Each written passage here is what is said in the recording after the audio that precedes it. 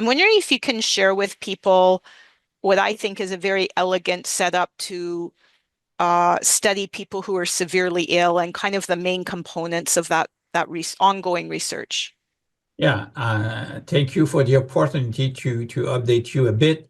Hmm. It took us a lot of time to develop our own deep phenotyping protocol to really study, and I approached the disease with really open eyes. So I have no bias about where we should go or how we should put our priorities. And I'm not a specific omic expert, so I use all the omic tools. Okay, those are remain tools, and we shouldn't be slave over our expertise.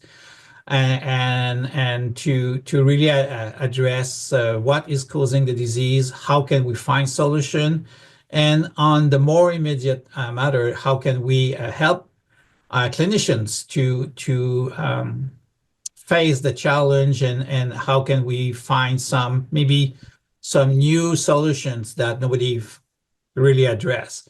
So we cannot achieve that in silo. We need to work with our largest community as possible.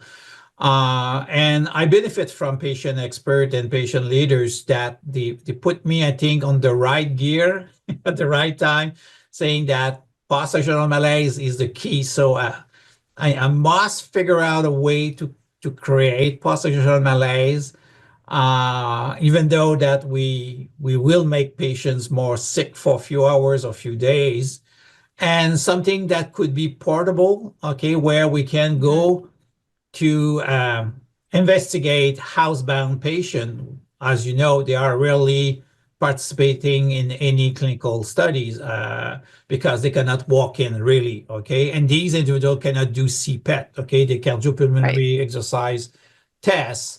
So we developed this test with the, as you know, the inflatable cuff, and again, a lot of people debate about whether or not the inflatable cuff create post-actional malaise, or is the setting create that, or other condition, because it's very impressive. Okay, it's portable machine, but at the same time that we are measuring brain oximetry with electrodes. So you have electrode, you have another machine next to you that beeping.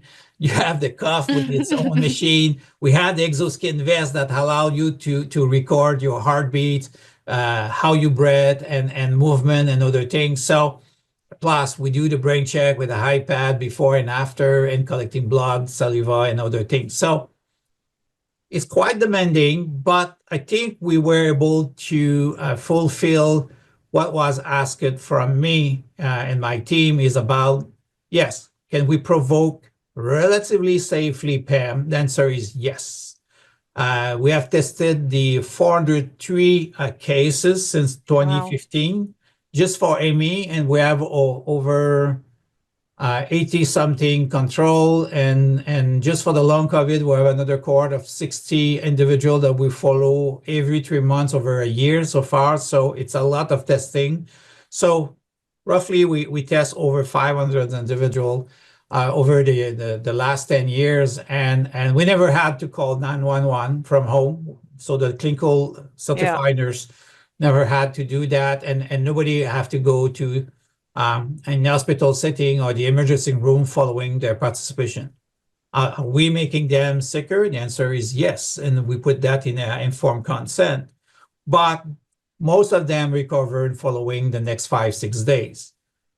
A recent study from the group of Betsy Keller and Marian Henson with the CPET, although this group is less affected than my cohort, it took up to 13 days to recover from the CPET with moderately affected individuals. So 5-6 days is not that bad. It's a compromise that we can monitor their health condition, as well as having different biological fluids that we can do some measurement of different biomarkers. So took us some times.